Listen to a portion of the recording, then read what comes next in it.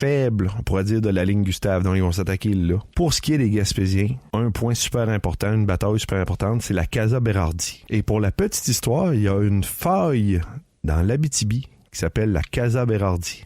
Et j'ai pas trouvé, puis il y a une mine installée dessus, qui s'appelle aussi la mine Casa Berardi. J'ai pas trouvé si c'était... Des anciens soldats? Il y a des fortes chances. Donc, on revient à la Casa Berardi.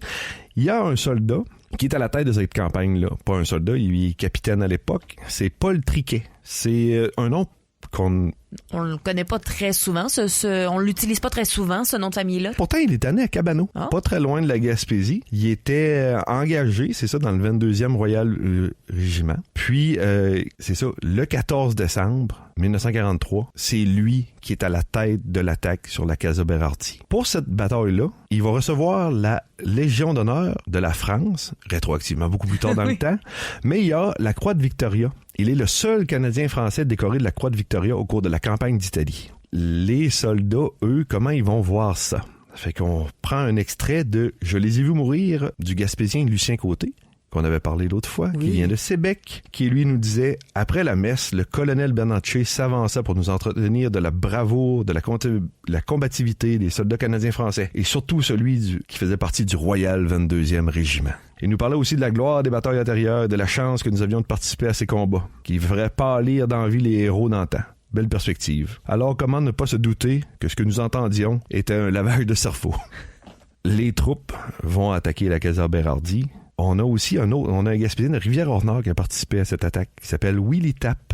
Et ce que je vais vous lire, c'est des propos qui ont été colligés par Denis Paradis. Et ça a été publié dans le magazine des juges du Québec. Denis Paradis, qui est maintenant juge lui-même. Donc, pour notre ami Willy Tapp, qui était natif de Rivière-Nord, soit dit en passant, lui nous parle de son expérience dans la Casa Berardi, mais surtout, le fait qu'il avait survécu lui a apporté un carton de cigarettes. Ça fait que le 13 au soir, on prépare à l'assaut de la Casa Berardi, qui aura lieu tôt le 14. Au réveil, mon compagnon me dit « Je sens que ça va être ma dernière. » Sa dernière attaque. Ça revient souvent. Il y a tout le temps dans les... On pense qu'on va gagner puis que c'est ce qui est la bataille décisive. Non. Ou qu'on va mourir. Exactement. Oh! C'est plus pessimiste. Oui. Willy Tapp lui répond « Non, on se fera pas tuer. » Du haut de la colline, qui était un peu fortifié, pareil, avec les positions sur la position allemande, il y a 85 hommes qui vont partir le 14, puis il y en a seulement 11 qui vont être encore vivants le lendemain matin à 6 heures. Et là, comme on parlait de Paul Triquet, c'est lui, il reçoit la Croix Victoria. Puis lui, Willy Tapp, parce qu'il y a beaucoup de gens qui ont comme trouvé que c'était... le taux de mortalité avait été très élevé, fait qu'il critiquait un peu son commandement. Ouais, la tactique qui a été prise. C'est ça. Pour le soldat Willy Tapp, il rapporte à Paul Triquet, qui était le capitaine, il dit, lui aura reçu la Croix de Victoria, moi j'aurais reçu mon carton de cigarette. Puis il va avoir un jugement quand même relativement dur face à Paul Triquet. Puis on est extrêmement chanceux, parce que Monsieur Fabien Sinette, que je vais sommairement vous décrire. Monsieur Fabien Sinette, c'est le plus grand amant de l'histoire que j'ai connu dans ma vie. C'est quelqu'un qui a des anecdotes à l'infini. Passer des heures avec, c'est un privilège. C'est le plus historien des non-historiens que j'ai connu.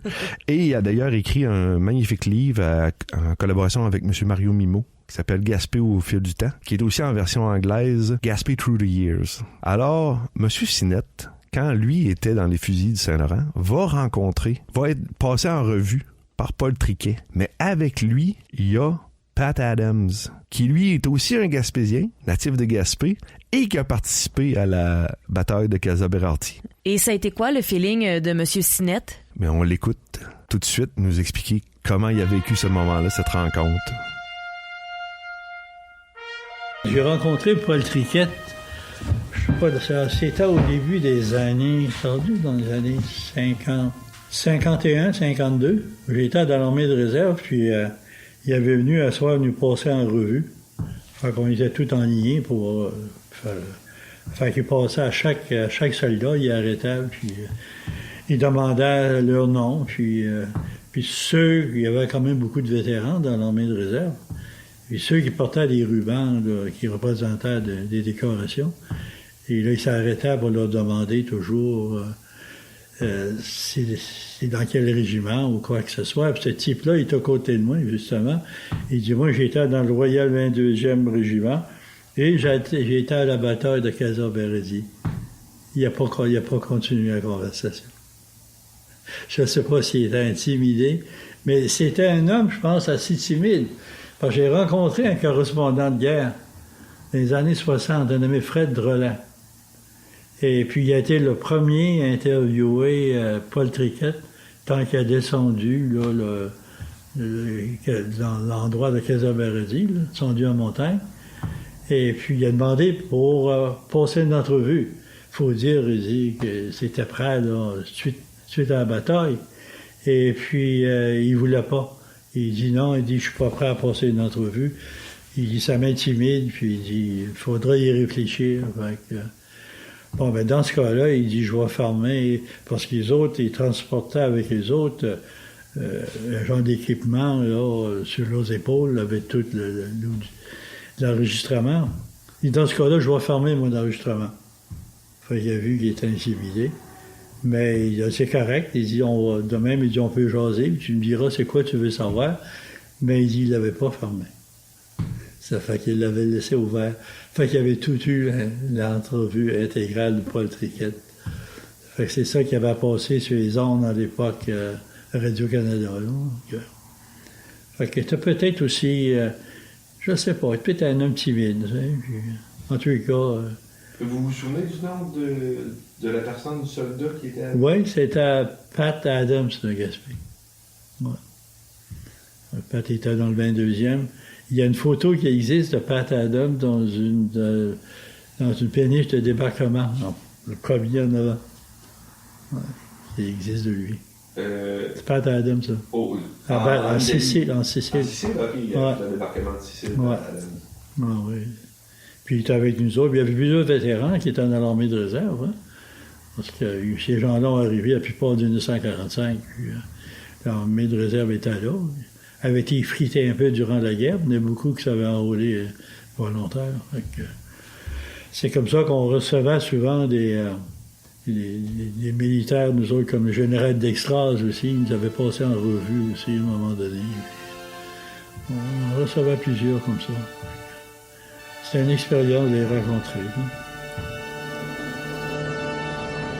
On vient d'entendre un extrait de Fabien Sinette avec qui tu t'es entretenu l'une de vos rencontres nombreuses. Après la prise de la Casa Berardi, la guerre n'est pas finie, il y a encore des batailles en Italie et là on se dirige vers la bataille d'Ortona qui a quand même coûté cher en vie. Extrêmement cher. Ça va être surnommé le décembre sanglant. C'est une bataille qui va être relativement courte, du 20 au 28 décembre 43, nommé le Stalingrad italien. Il n'y a eu aucune commune mesure entre les deux. Mm-hmm. On parle de 3 millions de morts à Stalingrad. Mais pour les Canadiens et les Gaspésiens... À leur mesure, ça l'était. Exactement, parce qu'on parle pour... La petite ville d'Ortona contient 10 000 personnes. La Casa Berardi était la clé pour atteindre la ville, d'où l'importance de de ce qu'on vient de parler. Il y a 1375 Canadiens qui vont laisser leur vie dans les 8 jours de la bataille d'Ortona. Il va y avoir 964 soldats canadiens qui vont être blessés aussi dans la bataille. C'est tellement un point marquant que le gouvernement du Canada, en novembre 2000, va choisir d'y mettre une plaque au centre-ville dans la place, la Piazza Plebiscito, pour souligner justement cet effort de campagne.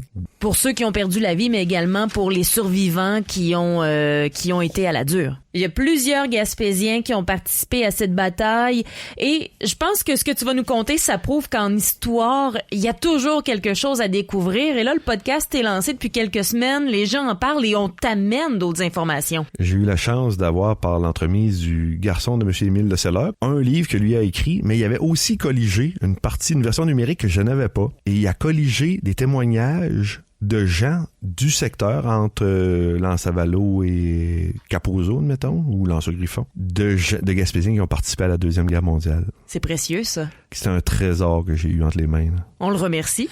Oui, effectivement. Puis je vais vous parler de Gustave Bernatchez. Gustave Bernatchez était né en 1921 à Rivière-au-Nord. Il était le fils de Willy Bernatchez et Claudia Curado. Gustave Bernatchez de la bataille d'Ortona, ce qui le marquera le plus, parce que lui, c'est son baptême du feu. Il passe par la Tunisie, puis il est directement envoyé.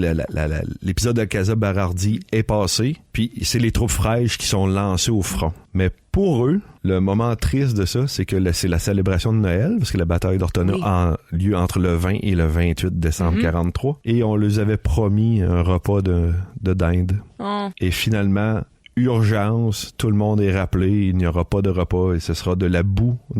Au lieu du repas de dinde, nous pataugerons dans la boue. Puis, c'était tellement marquant que Willie Tapp nous parle aussi de cette promesse non tenue de l'armée d'avoir son repas de dinde. Mais on peut s'imaginer, ces gens-là sont déjà outre-mer depuis 2 ans. S'ennuient un peu de la maison aussi, sûrement beaucoup en fait. Oui, loin de la famille. Puis là, particulièrement à cette période-là de l'année. C'est fou comment le fait que ces personnes-là qu'on a vues, ils étaient âgés, t'as des difficultés à les imaginer jeunes. Tu sais, ces gens-là ont 18, 19, 20 ans. 22 ans à peu près, là, dans le cas de M. Bernatchez, au moment de la bataille d'Italie. Exactement. Il fait pas partie des vétérans, mais c'est quand même dans la frange jeune là, des soldats qui se sont enrôlés. Là. Tu nous rapportes beaucoup d'événements qui ont été difficiles, durs à entendre, qui sont crève-cœur. Mais Félix, il y a aussi du beau qui arrive pendant la guerre. Et là, tu as quelques anecdotes pour nous. J'ai colligé et il y en avait beaucoup trop, mais j'ai sorti ceux qui me touchaient le plus. Puis il y a M. Willie Tapp qui, lui, mentionne que Termoli, une ville de la côte italienne, lui faisait penser beaucoup à la baie de Gaspé. La mer près. C'est ça, l'odeur, l'air salin. Le côté festif aussi, j'imagine. Monsieur Charles Bouchard, dont on a glissé mot dans le premier épisode, qui est natif de Cloridum, qui a grandi au Lance-Griffon, et qui a écrit, et a colligé ses mémoires lui aussi, dans un livre qui s'appelle « La route de mes souvenirs ». Lui, il nous parle de son arrivée en Italie. Il dit « Finalement, nous arrivâmes en Italie et débarquâmes dans le port de Naples. Un sous-marin coulé nous servit de passerelle entre le bateau et la terre. » Sous-marin allemand sûrement. Le volcan Vésuve. Qu'on entend souvent parler. Et oui, qui est la cause de la destruction de Pompéi, en 76 après Jésus-Christ, était en éruption. C'était tout un spectacle, surtout la nuit. 2 semaines avant, nous étions partis d'Angleterre habillés en hiver et maintenant nous débarquions dans un climat semi-tropical.